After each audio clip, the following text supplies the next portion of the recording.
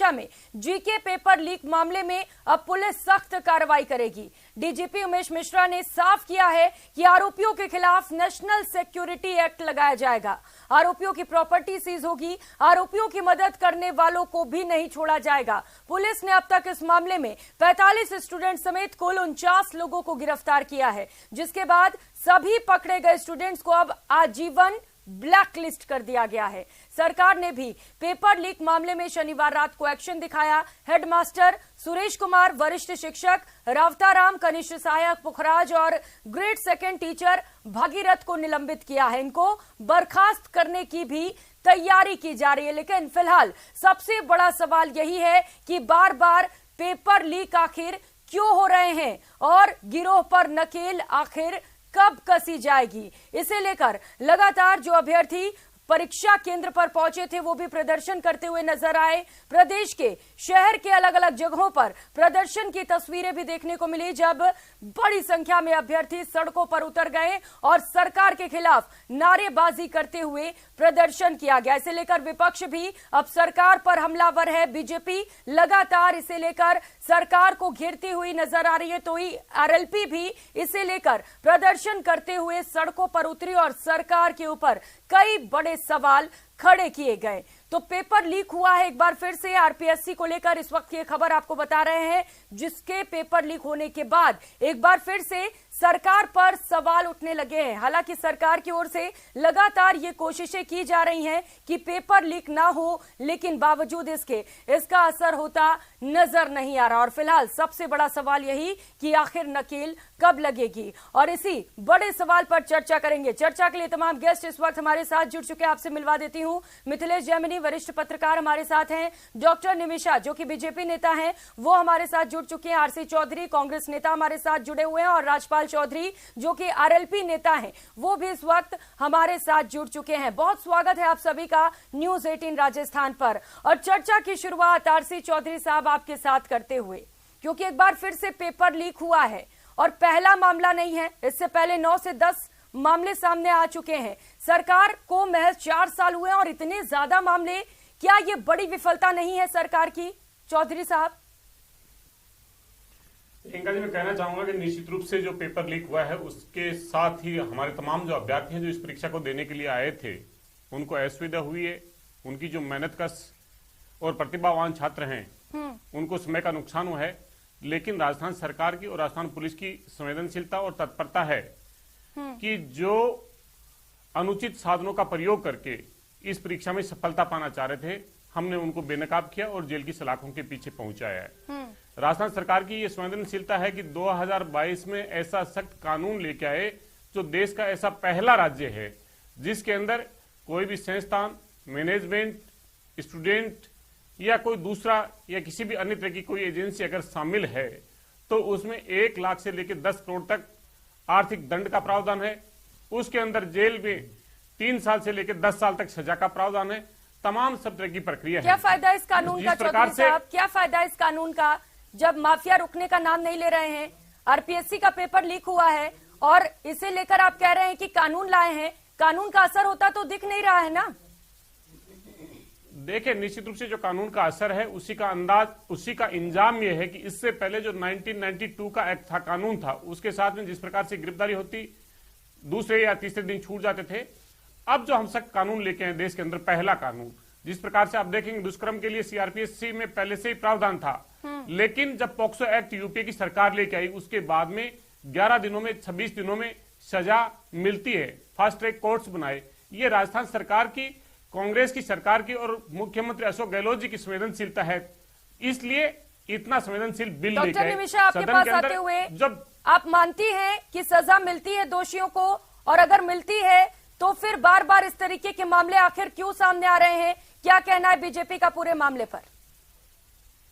प्रियंका जी, राजस्थान में बेरोजगारी नंबर 1, राजस्थान महिलाओं में दुष्कर्म में एनसीआरबी के आंकड़ों के अनुसार नंबर 1, राजस्थान में पेपर लीक प्रकरण में पूरे देश में सब नंबर 1। ये राजस्थान परीक्षा अधिनियम 2022 यही कहकर के लाए थे कि हम इसको आर्टिकल 14 के तहत सभी को समान परीक्षा हो और परीक्षा की धांधलियों को रोका जाए, और कहीं भी किसी भी तरह से ये दूसरी परीक्षा है जिसका पेपर लीक हुआ है, जहां सरकार वीक, पेपर लीक, और इससे पहले भी जो पेपर लीक हुए थे और उन लीक पेपर की जो स्वीट खाई है, इससे पहले में भी रीट वाले मामले में आप देखिए, एक कोचिंग संस्थान का नाम था, उस पे क्या कार्रवाई की है।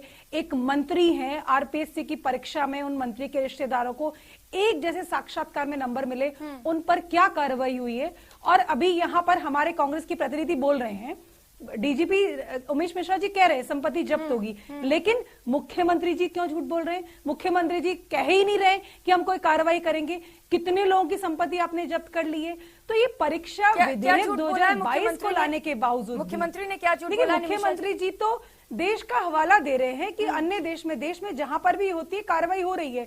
उत्तर प्रदेश का आपके सामने उदाहरण, अनेक उदाहरण सामने। लेकिन तो कांग्रेस वाले तो कहते हैं कि हम कार्रवाई कर रहे हैं, जब बीजेपी का राज था तब तो कार्रवाई कहाँ कार्रवाई हुई? वनपाल परीक्षा आउट हुई, पेपर आउट हुआ था उसका मई 2022 में, क्या कार्रवाई हुई? कितने लोगों की संपत्ति जब्त हुई है? यहाँ पर बेरोजगारों के साथ छलावा कर रहे हैं आप, और यहाँ नौकरी देने के लिए जो आपने भ्रम पैदा कर रखा है कि हम परीक्षा विधेयक लाएंगे और कोई पेपर लीक नहीं होगा, पुनः पेपर लीक हो रहा है और कार्रवाई ढुलमुल सी चल रही है, और अभी भी देश का ही उदाहरण दे रहे हैं मुख्यमंत्री जी। तो आप ये देखिए, और इनके जो इस आज भी परीक्षा पकड़ा गए विकास मांझू, ये तो नया बत्ती लाल है, ये तो भारत जोड़ो यात्रा में राहुल गांधी जी के साथ था। तो इस तरह से राजस्थान की सरकार पूरी तरह वीक है। इन्होंने अपनी जो मंत्री है जाहिदा खान को जैसे ही ज्यादा अधिकार दिए तुरंत परीक्षा लीक हो जाती है। तो ऐसी वीक सरकार खुद सक्षम नहीं है, और ऐसा प्रतीत होता है कि राजस्थान की सरकार खुद पेपर लीक करवा रही है, खुल्लम खुल्ला 15 लाख में मिल रहे हैं। ये कितने बेरोजगारों का ये बड़ा आरोप आप लगा रहे हैं निमिषा जी की सरकार खुद पेपर लीक करा रही है, इसे लेकर कोई सबूत है क्या? राजस्थान के नेता प्रतिपक्ष विधानसभा में खुद उन्होंने कहा है चौधरी साहब, सरकार ये बड़े आरोप लग रहे हैं आपके ऊपर, इसे लेकर अपनी प्रतिक्रिया दीजिए, जवाब इस पर। मैं ये कहना चाहूंगा प्रियंका, न्यूज 18 के चैनल पे कोई भी बैठ के बिना तथ्यों के आधार पे अनगढ़ बयान दे, उसे आपको टोकना चाहिए।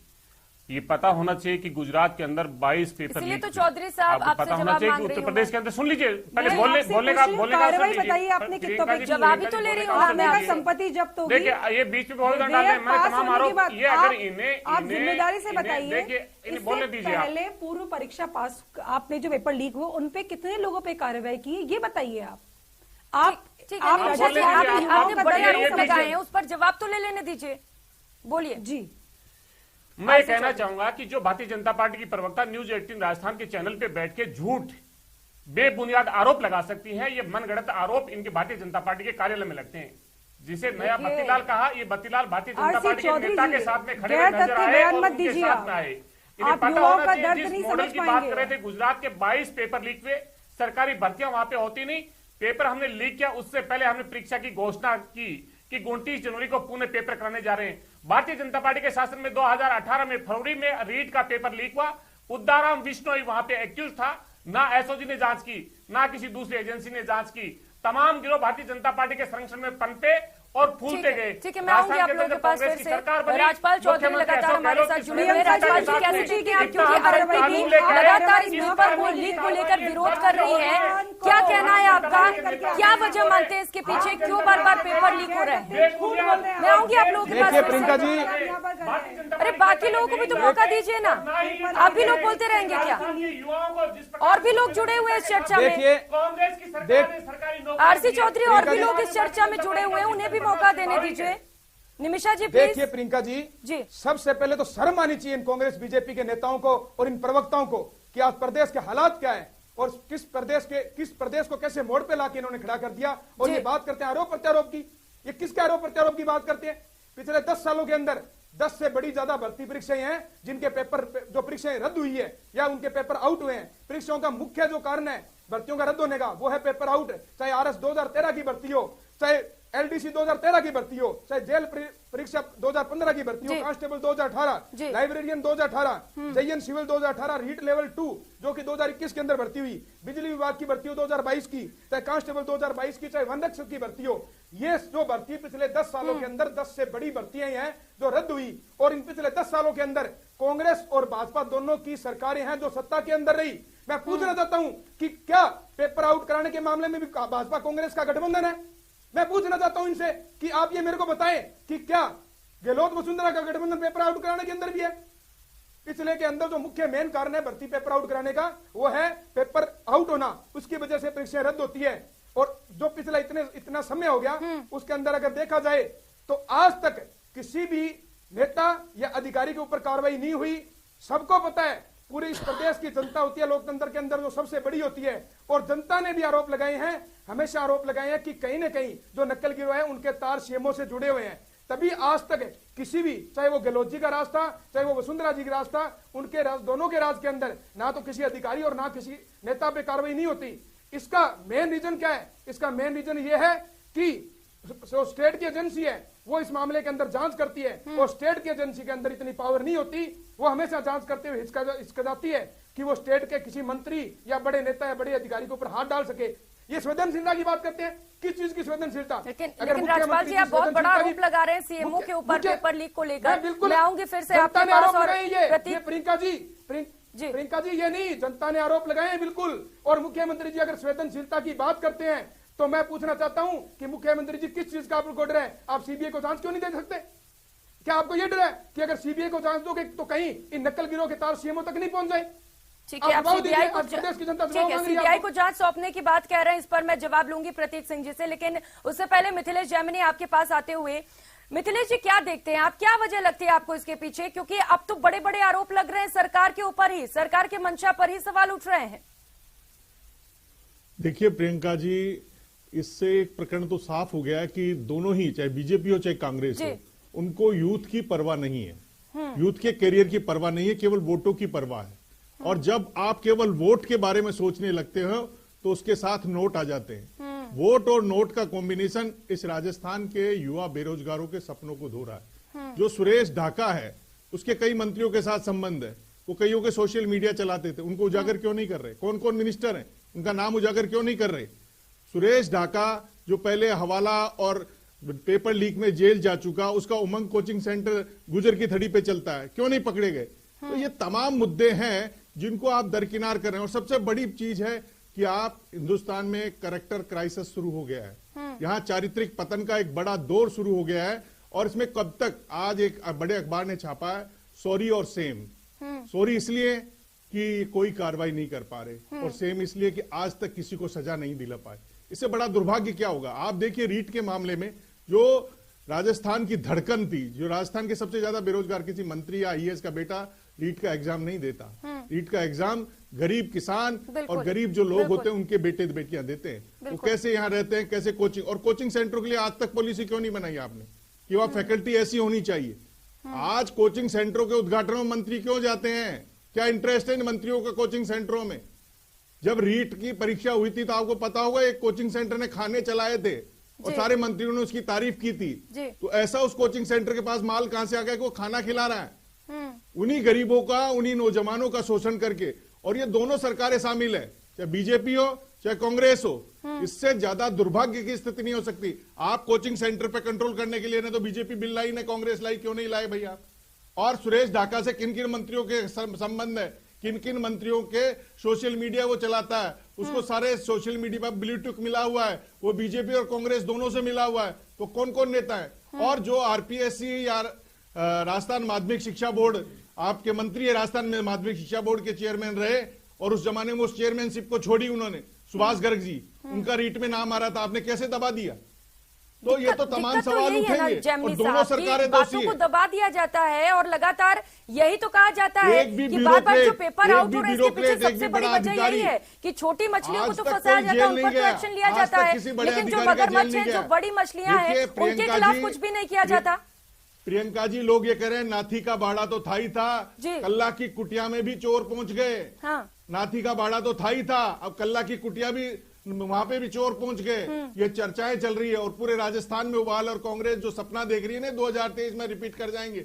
1.5 लाख वोट का अंतर था बीजेपी और कांग्रेस में, और इन हालात में अगर नौजवान नाराज हो गया तो बीजेपी और कांग्रेस दोनों के लिए बहुत मुश्किल हो जाएगी। बिल्कुल, और बिल्कुल। बेरोजगार हताशा में डूब गया है। जी। उसको लगता ही नहीं कि सरकार नाम की कोई चीज है, उसे लगता ही नहीं कोई पेपर। लोग कह रहे हैं जीके का पेपर है, जीके सेकंड पेपर, अगर फर्स्ट पेपर सब्जेक्ट पास नहीं हुआ तो जीके से क्या कर लेगा? इसका मतलब दोनों पेपर आउट हुए हैं। बिल्कुल। और अभ्यर्थी लगातार ये भी कह रहे हैं कि दोनों पेपर आउट हुए हैं। कुछ अभ्यर्थियों पे उनको डाउट भी था और वो भाग गए वहां से, लेकिन इसे लेकर तो जांच की नहीं जा रही है। 10 लाख रुपए देकर जीके का पेपर लेगा, जो भी सिस्टम को समझता है। अब आरपीएससी में आपने आईपीएस को बिठा रखा, आईपीएस क्या जानता है?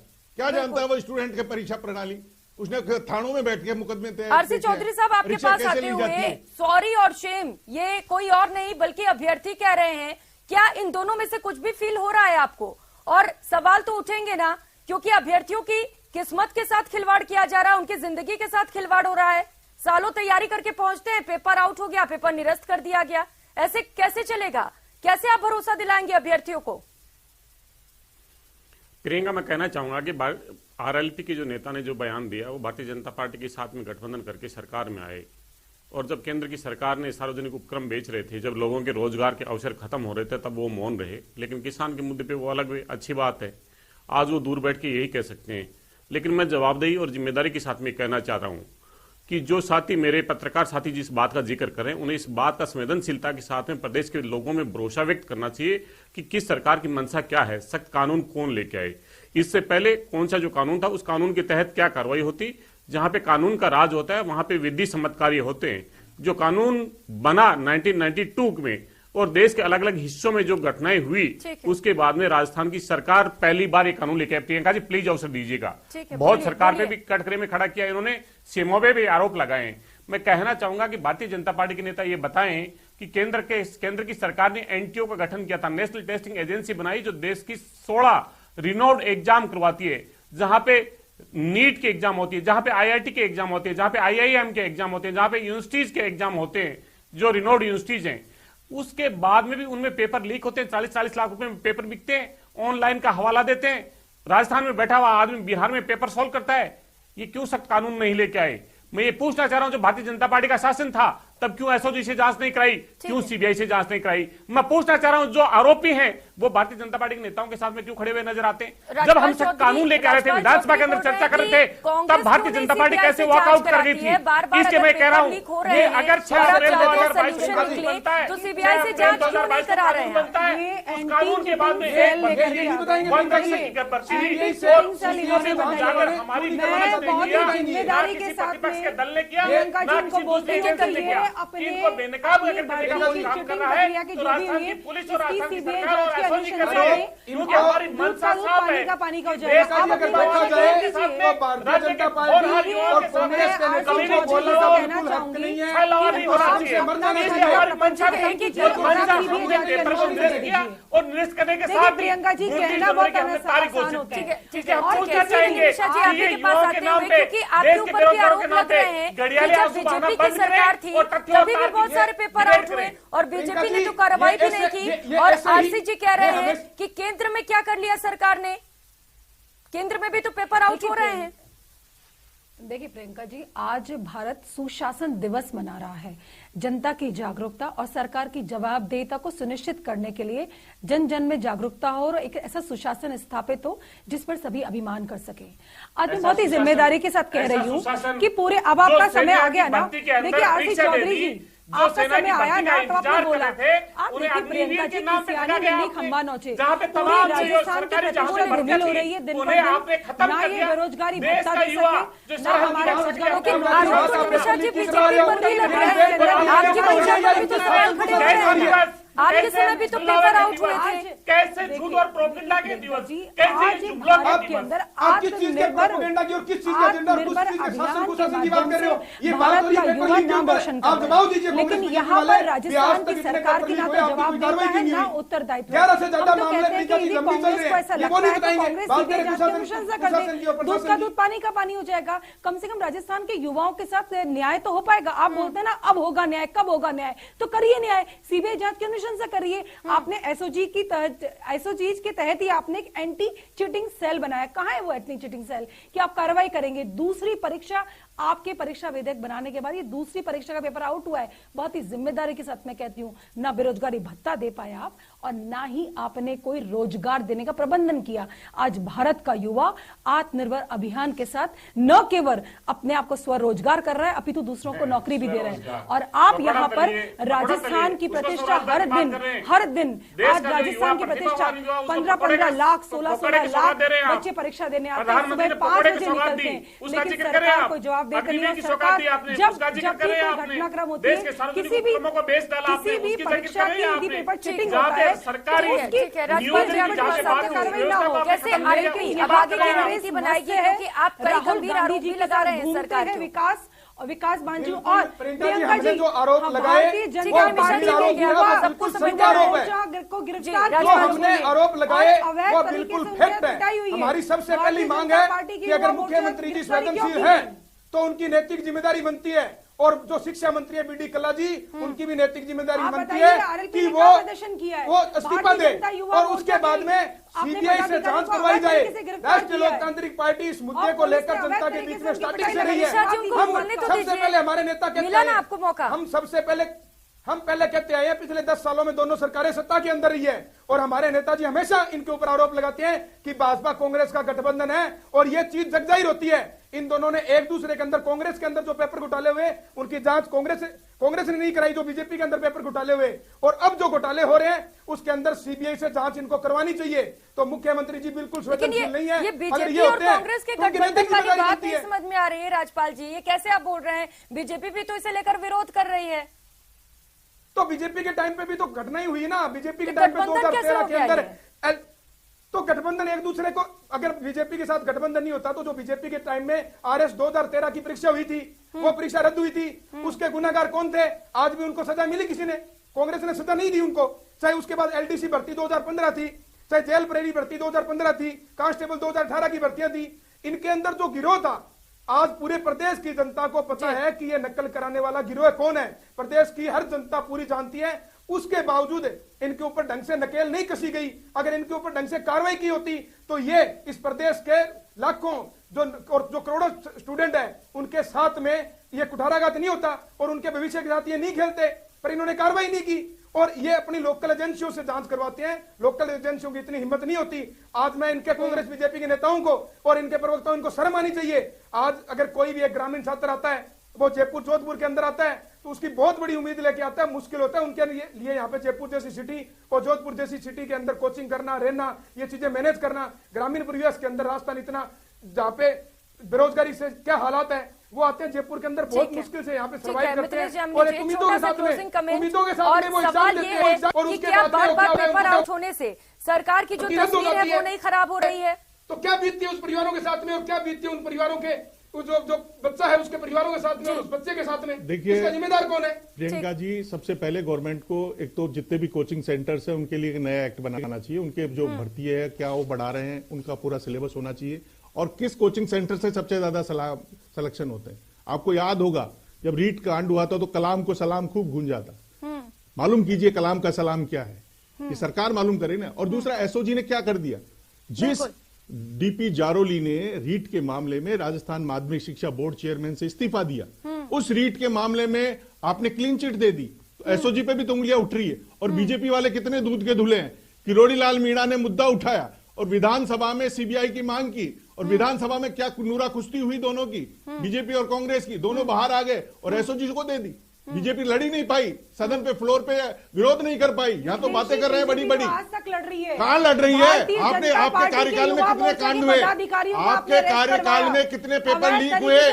सबसे पहले राजस्थान में अगर नकल को किसी ने जन्म दिया तो बीजेपी के राज में 2013 में राजस्थान में नकल माफिया गिरोह बने और नकल माफियाओं की सीधी मुख्यमंत्री कार्यालय तक पहुंचती 2013 में, ये सबको पता है। शासन प्रशासन का गठबंधन 2013 में नकल माफिया पैदा हुआ राजस्थान में, निमिषा जी, और उन्हें बात 2018 आते लीजिए, तक मैं गिरोह बन गया, आरोपों को नहीं लूंगी और मैं अब आपकी। 2022 में वो प्रियंका पूरी जी तरह अपनी फैल चुका मंशा है। स्पष्ट करें। तो दोनों पार्टियां भाजपा मिली हुई के है। कार्यकर्ताओं को अवैध तरीके से अरेस्ट किया गया, उनके साथ पिटाई की गई, उनको जख्मी किया गया। देखिए राजू, निमिषा जी, अपनी प्रशांत जी, आत्मा पे हाथ विक्रम रख के जी, पैदा जवाब ये दीजिए सबको कि अरेस्ट किया 2013 में गया। राजस्थान में हमारे नकल भाजपा का के कारोबार शुरू हुआ, कार्यकर्ताओं को, उस समय और उनको सरकार छोड़ा किसकी नहीं किया। थी? बिना आप FIR तो इतना सा के जवाब दे अरेस्ट दीजिए किया राजस्थान पुलिस ने। कि राजस्थान में आप मुझे नकल इतना का सा कारोबार बताइए, जब जी, शुरू हुआ, जब सरकार क्या किसकी ये थी? सरकार आज ठीक तो नहीं वो है? बीमारी पैदा हुई, क्या उस लगा- बीमारी का निमिषा जी, उसी इस दिन पर सर्जरी अपना करते थे, कि उसी जब दिन सर्जरी लड़ाई की करते थे, तो शुरुआत आज हुई तब तो कैंसर आप ही में की सरकार थी तब्दील ना, नहीं होता। शुरुआत तो आप ही की सरकार में बीजेपी में हुई है 2013 में और तब तो राजस्थान में आपने नकल कड़े का एक्शन लिए माफिया पैदा नहीं। हुआ,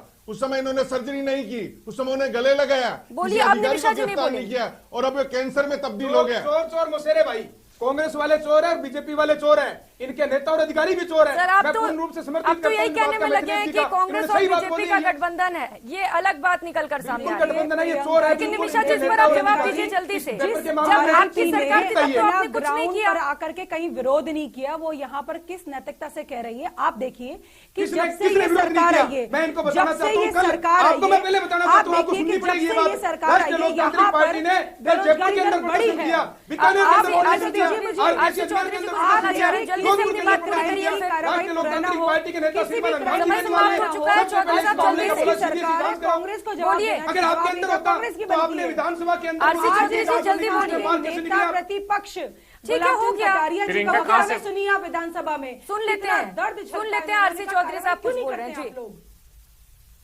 प्रियंका जी, मैं कहना चाहूंगा कि तमाम जो लोग बेरोजगार हमारे युवाओं के लिए घड़ियाले आंसू बहा रहे हैं, अगर इनमें दम होता तो अपनी अपनी बारी का इंतजार करते और बोलते। सबसे पहले मैं कहना चाहूंगा आरएलपी के नेता के लिए कि वो जिस बात का जिक्र करें, जिन नेताजी का जिक्र करें अपने बार बार, उन्हें पता होना चाहिए कि जो भारतीय जनता पार्टी पर लगातार भ्रष्टाचार के आरोप लगा रहते थे, उसी भारतीय जनता पार्टी के साथ में गठबंधन करके वो देश की संसद में पहुंचे और उनके विधायक बने। इसलिए वो तीसरे बिना कुछ किए हुए सत्ता का जो रास्ता अख्तियार करना चाहते हैं वैसा नहीं हो सकता। ठीक है, आरोप पत्रकार बैठे, प्रत्यारोप उन्होंने का दौर निश्चित रूप से कोई लगातार सूचिता जारी पेश है। आप करनी लोग थी। एक दूसरे पर आरोप सूचिता लगा कोई रहे हैं, पेश लेकिन करनी फिलहाल ये गंभीर समस्या है और इस पर हल निकलना जरूरी है, क्योंकि सवाल यहाँ पर लाखों अभ्यर्थियों के भविष्य का है। फिलहाल समय इतने की इजाजत देता है इस डिबेट में। फिलहाल इतना ही, बहुत शुक्रिया आप सभी सहयोगियों का हमारे साथ जुड़ने के लिए और इस चर्चा के लिए।